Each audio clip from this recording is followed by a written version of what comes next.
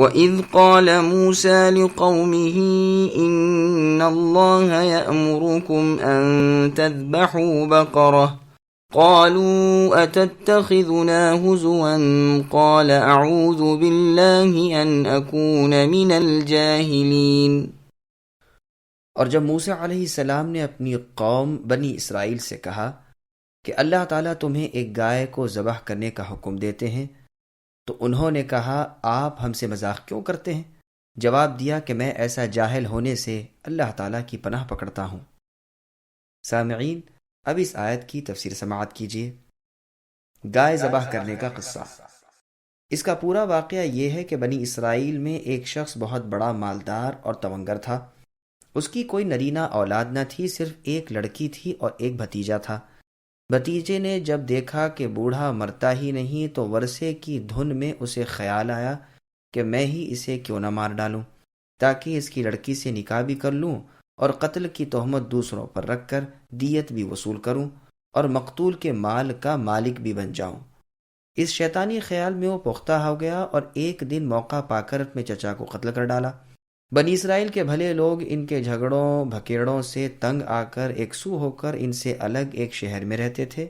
شام کو اپنے قلعے کا پھانڈ بند کر دیا کرتے تھے اور صبح کھولتے تھے۔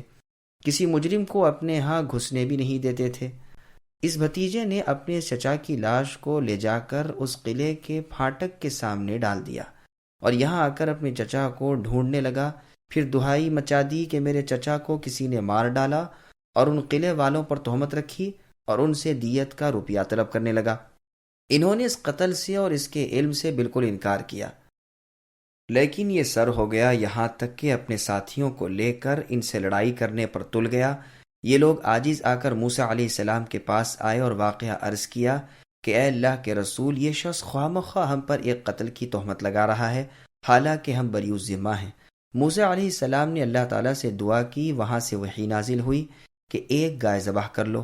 انہوں نے کہا اے اللہ کے نبی، کہاں قاتل کی تحقیق اور کہاں آپ کا گائے کے ذبیحے کا حکم؟ کیا آپ ہم سے مذاق کرتے ہیں؟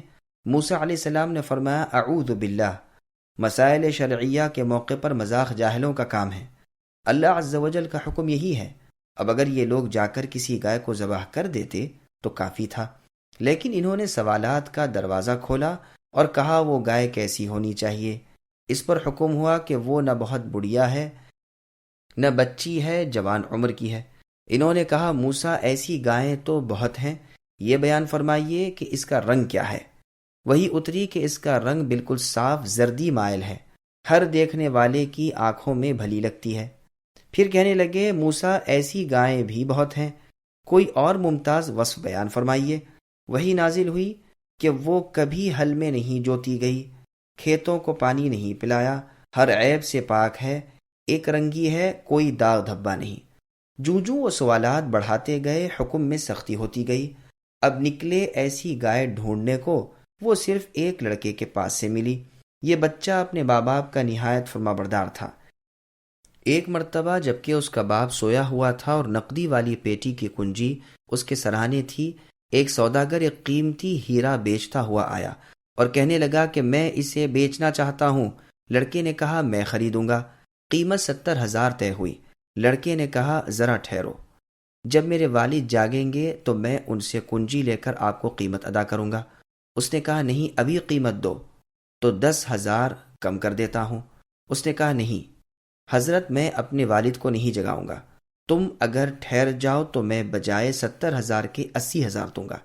یوں ہی ادھر سے کمی ادھر سے زیادتی ہونی شروع ہوتی ہے، یہاں تک کہ تاجر 30,000 قیمت لگا دیتا ہے کہ اگر تم اب جگا کر مجھے روپیہ یعنی 30,000 ہی دے دو تو میں 30,000 میں دیتا ہوں۔ لڑکا کہتا ہے کہ اگر تم ٹھہر جاؤ یا ٹھہر کر آؤ، جب میرے والد جاگ جائیں تو میں تمہیں 1,00,000 دوں گا۔ آخر وہ ناراض ہو کر اپنا ہیرا واپس لے کر چلا گیا۔ باپ کی اس بزرگی کو جاننے اور ان کی راحت رسانی کی کوشش کرنے اور ان کا ادب و احترام کرنے سے پروردگار اس لڑکے سے خوش ہو جاتے ہیں اور اسے یہ گائے عطا فرماتے ہیں۔ جب بنی اسرائیل اس قسم کی گائے ڈھونڈنے نکلتے ہیں تو سوا اس لڑکے کے اور کسی کے پاس نہیں پاتے۔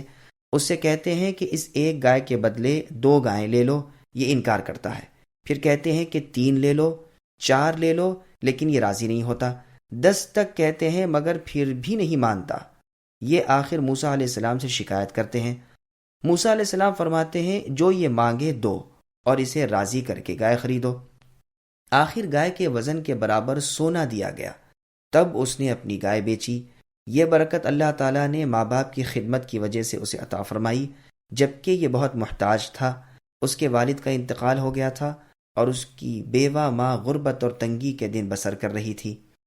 غرض اب یہ گائے خرید لی گئی اور اسے ذبح کیا گیا، اور اس کے جسم کا ایک ٹکڑا لے کر مقتول یعنی اس لڑکے کے چچا جس کو اس لڑکے نے قتل کیا تھا کہ جسم سے لگایا گیا، تو اللہ تعالیٰ کی قدرت سے وہ مردہ جی اٹھا۔ اس سے پوچھا گیا کہ تمہیں کس نے قتل کیا ہے؟ اس نے کہا میرے بھتیجے نے، اس لیے کہ وہ میرا مال لے لے، میری لڑکی سے نکاح کر لے۔ بس اتنا کہہ کر وہ پھر مر گیا اور قاتل کا پتہ لگ گیا، اور بنی اسرائیل میں جو جنگ و جدال ہونے والی تھی وہ رک گئی، اور یہ فتنہ دب گیا۔ اس بھتیجے کو لوگوں نے پکڑ لیا، اس کی عیاری اور مکاری کھل گئی اور اسے اس کے بدلے میں قتل کر ڈالا گیا۔ یہ قصہ مختلف الفاظ سے مروی ہے۔ بظاہر یہ معلوم ہوتا ہے کہ بنی اسرائیل کے ہاں کا یہ واقعہ ہے جس کی تصدیق یا تکذیب ہم نہیں کر سکتے۔ ہاں روایت کرنا جائز ہے۔ تو اس آیت میں یہی بیان ہو رہا ہے کہ اے بنی اسرائیل، میری اس نعمت کو بھی نہ بھولو کہ میں نے عادت کے خلاف بطور معجزے کے ایک گائے کے جسم کو لگانے سے ایک مردے کو زندہ کر دیا، اور اس مقتول نے اپنے قاتل کا پتہ بتا دیا، اور ایک ابھرنے والا فتنہ دب گیا۔